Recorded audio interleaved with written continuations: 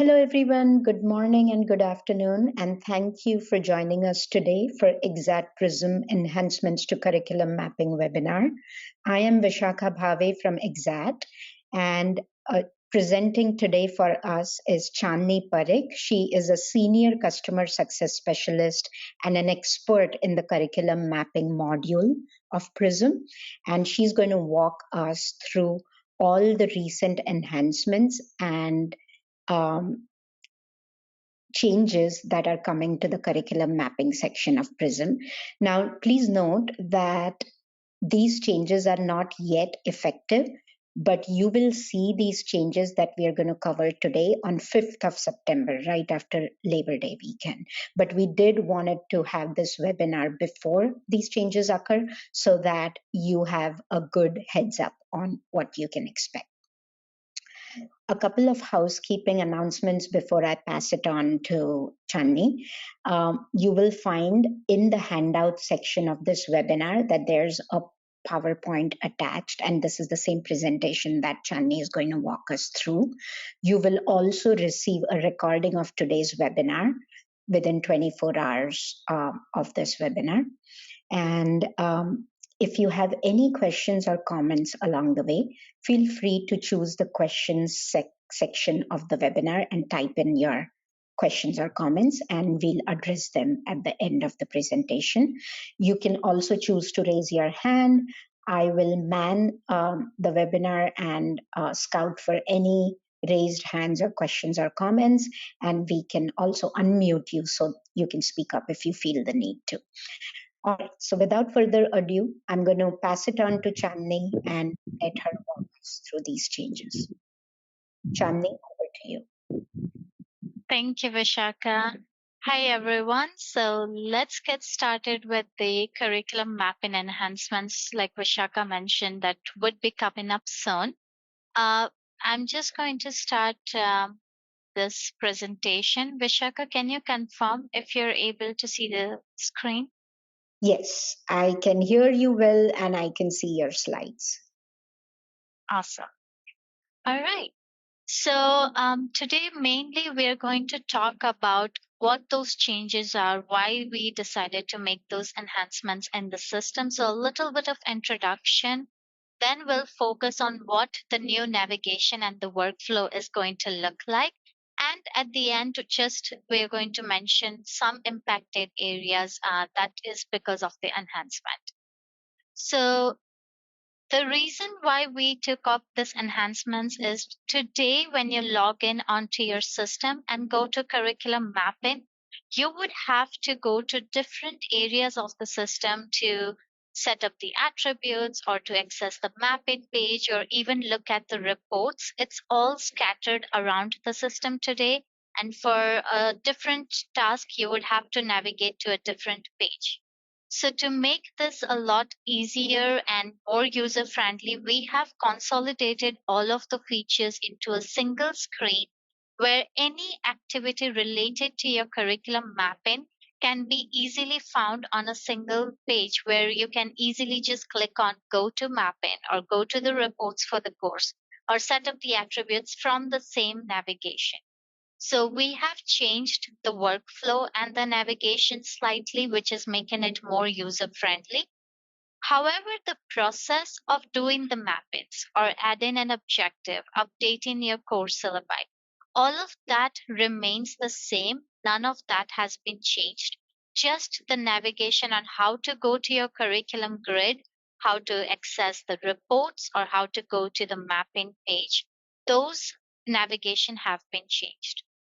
And I will now do a deep dive into each one of those areas. So, what the new workflow would look like is today when you log in, what we see on the left hand side where we see courses, mapping, and mapping reports. This is the kind of dashboard that you see when you log in today. As soon as we have this new released completed, what you would be able to see is on your home page, courses and curriculum mapping. And under curriculum mapping, you would be able to find your curriculum grid, the mapping screen, the mapping reports. So all the activities related to your mapping process can be found in one single area, which is curriculum mapping. Now, what the new screen would look like when you click on curriculum mapping. This is a screenshot of what it looks like, where you can find all of the different curriculum grids, an area to go to the mapping reports. All of your courses are listed here. You can even add or update a curriculum grid from the same page, and also configure your attributes from the same screen. So this is what the new screens are going to look like. And now I'll take you through each one of the details on how to access your course or mapping reports. So first, let's start with curriculum grid. Earlier today, what we are doing is you click on courses from your dashboard and it brings you to the screen where you find an horizontal menu where you can access the curriculum grid.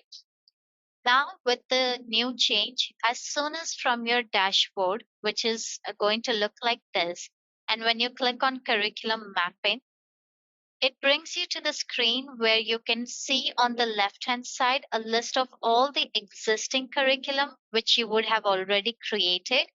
And each one of those are clickable. So you can click on any one of the curriculum and look at all the courses being offered as part of that curriculum on the right hand side.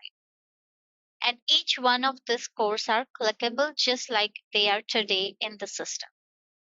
If there is no curriculum that is already created or you wish to add a new curriculum to this existing list, all you would have to do is click on add curriculum.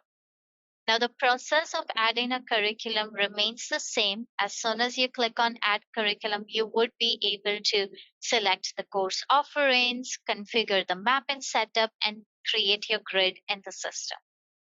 So none of that has changed, but when you click on curriculum mapping to access your grids, this is the area on the left hand side where you would be able to access the different curriculum grid. Now, how to access each individual course? Like I mentioned on this screen, if you click on any of the course, it's the same thing which will lead you to the page of your course where you can update the basic information of the course. You can update the objectives from here. You can assign faculty and staff. You can add attributes as well. So none of this has changed. It's the same thing where you just click on the course that you want to start working on, and it brings you to this page where you can see the course details and you can create your entire syllabi in the system itself. Once your courses have been set up over here, you want to begin working on the mapping process. So the next thing that we are going to take a look at is how to access the mapping page now. There are two different ways to do this. The first way is when you're within your course, on the right hand side, you will find the go to mapping option. Now, this is a newly added option that will show up eventually when we have this new features out there. And then when you click on go to mapping, the mapping page where you have all of your objectives or the option to map that entire course will show up, and it's only for that single course which you have selected the mapping for, and you can focus on mapping that particular course and objectives to different standards which have been configured as to your domain and your requirement. So the mapping process, like I mentioned, will remain the same. You click on the go to mapping option from a course. It brings you to this page for that course where you can map each individual course objective, or you can map an entire course with the standards that you have configured in the system. We will talk about in a couple of slides that this is the area also where you can assign attributes, but we are going to talk about that in the next slide. The other way on how to access your mapping page is if you're on the course page where you have updated all the course information. You can also just exit out of that screen and go back to your dashboard of curriculum mapping, where we see this entire curriculum grid. And for each individual course that we see over here, when you hover over those individual courses, you will find a symbol appearing instead of the credit hours, which is the mapping symbol. When you click on that symbol or the icon for mapping, again it pulls up the mapping page for that one course which you have selected. So either you can go within a course, click on go to mapping on the right hand side, and then open up the mapping page, or from your curriculum grid itself for each individual course, when you hover over it, you would find the mapping icon. And when you click on it, it brings you to the mapping page for that course for which you have made the selection. And then again, the mapping process would be the same. Now, once your mappings have been completed, now you want to start looking at the reports for that. What you would have to do is again under curriculum mapping on the same screen where we have our curriculum grids, you select from the left hand side for which grid do you want to look at the reports for. It could be class of 2023, class of 2024. And based on your selection on the right hand side, we have the mapping reports. When you click on mapping reports, it again pulls up the screen where you can see all the reports for that particular curriculum which you have selected. And yet the drop down to switch from one curriculum to another remains as it is. So if you're looking at the reports for class of 2022, you can always switch to 2023, 2024, and so on. The reports are going to remain the same. You have your mapping summary, you have your different standards that are configured as to your domain requirement. And for each individual standard, you can download a Word and an Excel report from the system. So those are all the mapping, course related information and the reports related navigation. And that is the change that is coming up on those areas. Now we are going to talk about the attributes, how the workflow has changed for your attributes. So the first thing is earlier when we used to click on courses on the horizontal menu today, you'll find setup, and under setup you would find your attributes. That's the area where you would be able to create a master list of the attributes that you want to utilize for different curriculums. And you configure your list over there, and then you configure it for each curriculum grid. Now that will be moved under curriculum mapping. So when you click on curriculum mapping, you would be able to look at the screen where on the left hand side you have up top before your curriculum the attributes. And when you click on attributes, this is where your master list of attributes can now be built in the system. You would be able to see different section. The first is course and measure attributes, where you create all those kind of attributes like instructional methods, lifespan, highest level objective, any attribute that you wish to collect at the course level or at the measure level. And by measures, we mean your course objectives. So any attributes that you want to create for your course and measures would go under this card for course and measure attributes. And any attributes that you want to track at the mapping level, when you're mapping your measure or a course to a particular standard, whether they are at the introductory level, intermediate level, what are the different learning levels, if that is something you would like to collect, then you can create those attributes under the mapping attributes. This list is completely customizable. You can easily create it at your own end, or you can reach out to our support team. You can reach out to your CSS, and we can help you get this configured as required. Now, once your master list has been created in the system over here, and once you have configured them for each individual curriculum, you can start assigning the attributes either at the course level, the measure level, or the mapping level. Now, the mapping level on how to assign the attributes, it's exactly the same, but the course and measure. Today, when you go into the system to assign attributes at the course level, what you usually do is you click on your course. On the right hand side, you have the attributes with the pencil icon where you start picking which attributes are applicable and associated to that course.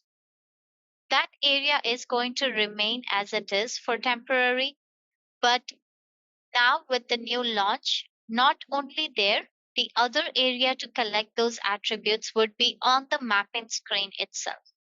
So when you're on your mapping page for that particular course, if it's a course level attribute, you would have to click on map entire course. And over here,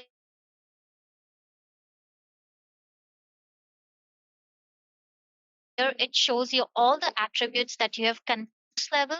So you can click on add edit attributes. You can assign the attributes at the course level. And along with this, you would also see all of the different standards that you have configured at the entire course level. And then you can start in the same page course with the different standards and also map your attributes with the entire course right on the same screen. Chandni, sorry to interrupt. Yes, for sure. At least from my end, I'm losing your audio for a few seconds here and there. And I'm not sure if you're progressing through your slides, that may be frozen as well. Could you try progressing your slide once and let me check if it's moving or not? Sure. Is Yeah, it I can see changing? the movement. Yes, I can see the movement. So you can go back to the slide that you were explaining. We lost you for a few seconds, but you can continue. I think we are good now. I can hear you. Okay, thank you, Vishaka. Great. So we were talking about course level attributes, and this is the same screen like I mentioned with the new changes that are coming up. On your mapping screen directly, you would not only be able to map your entire course with a particular standard, you can also start assigning the course level attributes directly from this screen right here. So this is a new change that is going to come up, and this is where you can manage your entire course level attributes and the mappings in a single screen. In the same fashion, if you have activated or configured your measure level attributes along with the standards that you're going to map with the measures, it could be course objectives. Then, in the same screen, when you select each individual course objective, what you see on the right hand side, an area to add and edit the measure level attributes. So, if there are any configured just for your objectives, for your course goals, for the learning outcomes, you would be able to add and edit them from the mapping screen itself.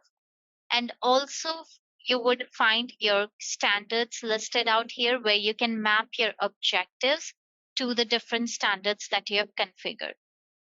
So, when you're within a course, under the About section on the right hand side, you can assign course level attributes, or you can go to the mapping page for that course and assign course level attributes at the entire course level.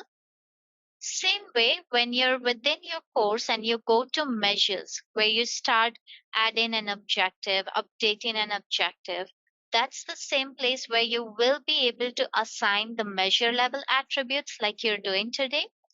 Along with this, you can also go to the mapping screen and start assigning attributes for each individual objective. Where you do the mappings is the same place where you can assign the attributes. So these are the changes that are coming up overall in the system. These are all the curriculum mapping enhancements that will be coming up. And this is not going to be launched until 5th of September. So within a week, you should be able to see after 5th of September, you should be able to see the changes reflected in the system. And you can try to follow along just like we went together today with the navigation. You can try to explore the system and definitely share your feedback. Now, There are some features that have been impacted. The first thing I want to highlight are the event attributes. Earlier, we had an option which would allow you to capture the event attributes, assign them for each event schedule. But this was a feature that was not at all utilized, it was barely utilized. So we have entirely removed this feature.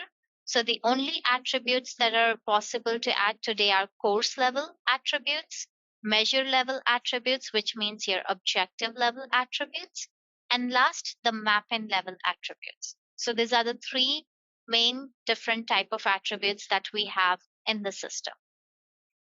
The next feature is the cloning feature. Because of this major enhancement and the workflow change, the navigation change, the cloning feature, which is working today, will be temporarily disabled.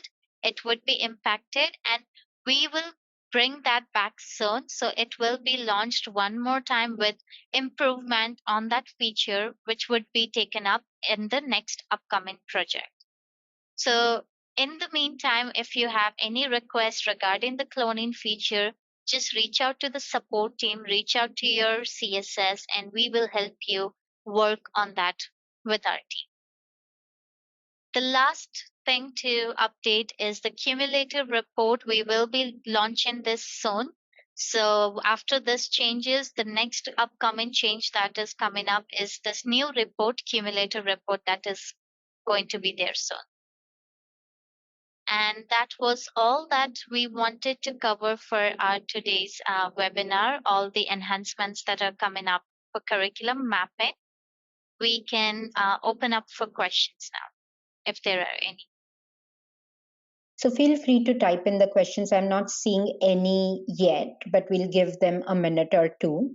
Meanwhile, I'd just like to add a couple of things. With these changes, your already existing mapping data is not going to change at all. Nothing is going to happen to it. So you'll still see all your mapping data intact. So I don't want you to worry about, oh, because of these changes, is it going to affect the data that we already have? No, it's not. And then the second thing is, if any one of you are wondering if this is going to change how you can create courses or course offerings in the system, again, that part is not changing. So if you are worrying about, do I need to learn how to create new courses for the fall term or the upcoming term, none of that is changing. So you should be able to do that exactly the same way that you have been doing so far. So just those two clarifications that I wanted to put out there. Any questions or comments? If you feel like talking about them, just raise your hand and I can go ahead and unmute you.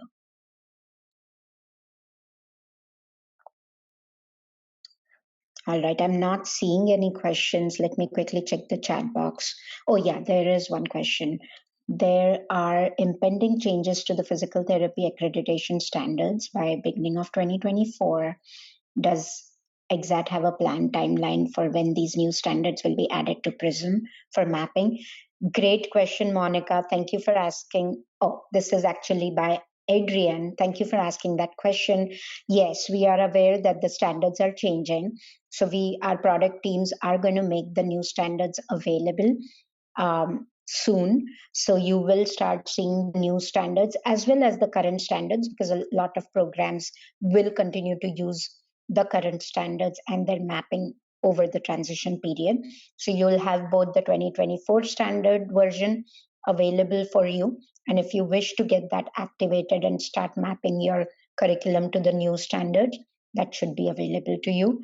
What we can do is we can let you all know when the new standards are going to be available in Prism, which is going to be pretty soon.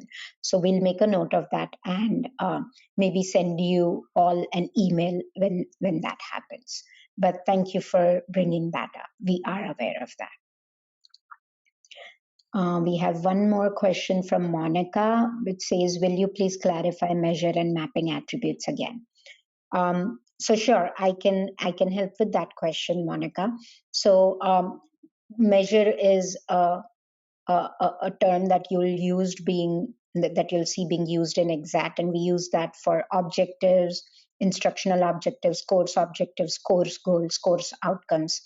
any category that you want to track in your curriculum, right? So you get to customize what measures you want to use. You get to pick a name for them. Some clients like to use objectives, others like to use outcomes and goals. So those are measure level attributes. So for example, if you wanted to track how lifespan is being taught via your course objectives, then those would lifespan would be one of your uh, measure level attribute that you want to track. In contrast to this, mapping level attribute are more granular, in which instead of directly tagging your objective that, hey, this objective helps us cover infant under lifespan, you would go one level down and you would say that um, not only do we want to capture the lifespan at objective level, but we actually want to tag this attribute at a mapping level, which would mean you would say that you would have knowledge, skills, or behavior as your main category. And under that, you would have beginner, intermediate, and advanced. So, at what level is it being taught? And those are the mapping attributes. So, maybe you can say that you're covering a particular topic at knowledge level, or if it's a lab based objective, then you can say we are teaching it at a skill level, like say for example, how to measure blood pressure or how to measure blood sugar. Or you could say that it's a professionalism related topic, so then it would fall under behavior. Chennai, if you wouldn't mind, actually, if you have the live system, we can maybe show them, expand on intermediate, advanced, and show them that. But that's basically, you want to say that you're teaching a particular content, what umbrella it falls under, whether it's knowledge based, skill based, or behavior based. And under that, you can show them that it's being taught at intermediate level or advanced level or novice level. So that's mapping level attributes. It mainly helps you show progression of student learning and at what level is that particular topic being taught in that particular course through that particular objective. So it's at a very granular level. So that's what, thank you, Chani. She's showing you what are the different levels that you can assign here. And Chennai, I don't know if it's possible for you to pull up the mapping level report that would help Monica understand what kind of reporting you get if you do set up the mapping level attribute. Sure. But Monica, I hope that helps you understand and differentiate between mapping level attributes versus measure level attributes. Mm.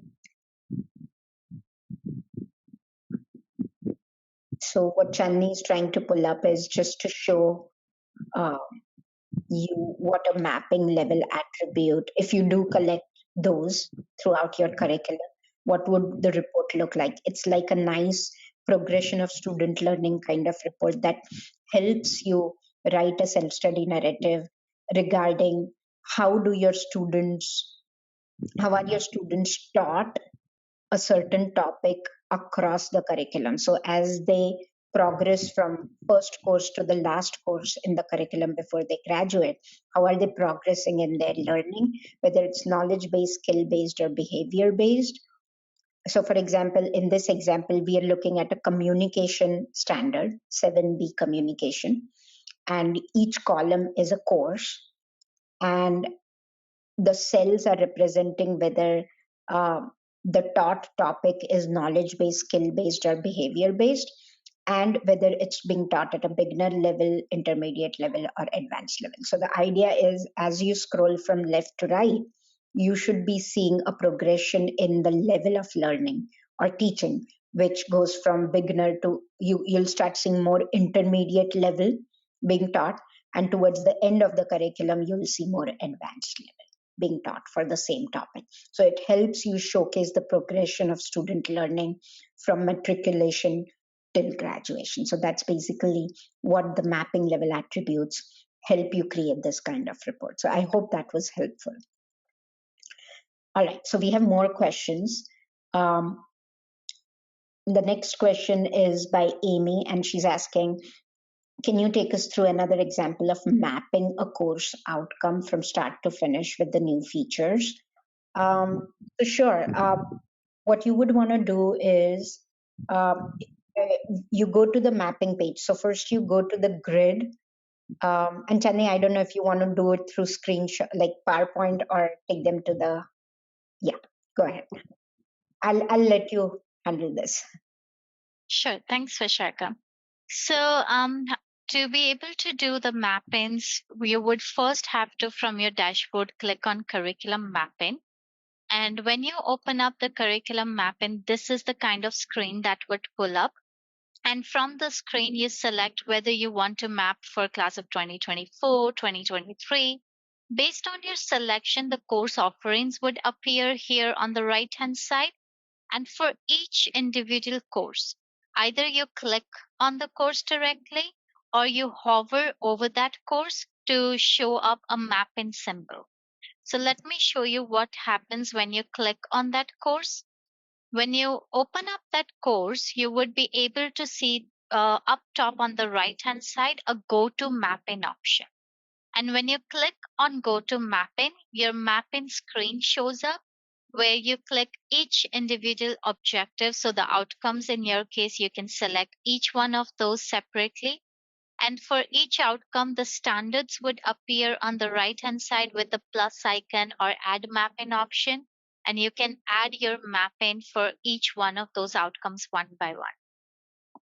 So this is how you would be able to do the mappings for the course with the new feature. All right. Thank you, Chandni. I hope that response was helpful for you, Amy. We're going to go ahead and take the next question, which is from Christopher. And he asks that when reporting to accreditation, what does the final report look like? Christopher, I'm not sure if your question on report is specifically for the mapping attributes, but I'll try to address it. So the report that Chandni showed for the progression of student learning is the report that you would specifically get out of mapping level attributes if you put in those. But in general, we have a very vast collection of accreditation reports that you can go in the system and click on mapping reports, and there, that is where you would see a collection of all the different kinds of reports. So we have a very high level bird's eye kind of reports. We also have very granular reports, and we give you the customization option to include as many details in your mapping reports as possible. Of course, assuming you've collected all those data points. And we have Word based reports and Excel based reports that you can export to. And we also have transactional reports as well as reports that will help you write self study narratives and include as appendices in your self-study report. So when I say transactional reports, I'm talking about reports that will help you track how much of curriculum mapping is still pending and how much is already done, how many courses are not mapped or still need to be mapped, whether the mapping is adequate or less than adequate, whether there are any course objectives or course goals that don't have any mapping. All those filters and reports are available so they can help you follow up with your team members who are responsible for mapping. But then once the mapping activity is complete, these reports also help you, write the self-study narratives or include them as is in appendices. We also have one more variety of reports, which are tags. These are reports where if you have a team that's working on curriculum mapping, then they could asynchronously collaborate and get each other's feedback on mapping. So they could create a tag called, can I get a review on this? So if it's a faculty member mapping on the course, they could ask for an additional set of eyes or review from the curriculum chair or the director, and the director could go in the mapping section and filter on all the mappings that need a review, that have been tagged as needs review, and they could go and triage all of those and write in their comments that this looks good, or give their comment on no, this does not look good, and please change this mapping, or whatever, so we also have those kind of reporting tools. So we do have webinars that we have done in detail talking about some of these reports that are available on YouTube. So either go to Exxat YouTube channel and look for that, or you could also reach out to us, and we could share that recording with you. I hope, Christopher, that answers your question that you wanted to know about. I have one more question from Monica. If I add attributes at the course level, will they populate to a global database and thus be available to select in other courses, or do they remain specific to that course? Only ultimately, I'm trying to understand the most efficient way to set up attributes. So, Monica, that's a great question. You set up your attribute categories at a global level, and once you set them up, they apply to all the courses of that curriculum that you have set up those attributes for, and they are available for mapping for those courses then. So all the courses, all the 25 or 30 courses in that curriculum will all get those attributes that you have set up at global level, so that when you go into that course, those are available. So if they do apply, you can pick those and tag those to those particular outcomes or objectives. So I hope that answers your question. So you wouldn't have to pick them afresh for each course. Once you set them up at the curriculum level, at a global level, they would be available, and only if they apply to a particular objective or outcome, you can pick those. And you can reach out to your CSS, and they could, even walk you through and train you on how that can be set up most efficiently, so you can get your curriculum mapping done with minimum effort.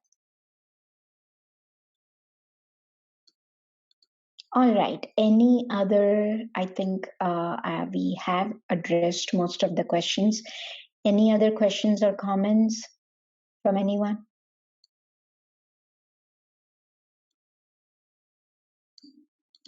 All right. I am not seeing any other questions. So I think we are good to wrap this up, Chandni. Thank you all so much for joining us today. And if you think of any additional questions or comments, feel free to reach out to us. Thank you, and you all have a great afternoon and a great weekend. Thank you.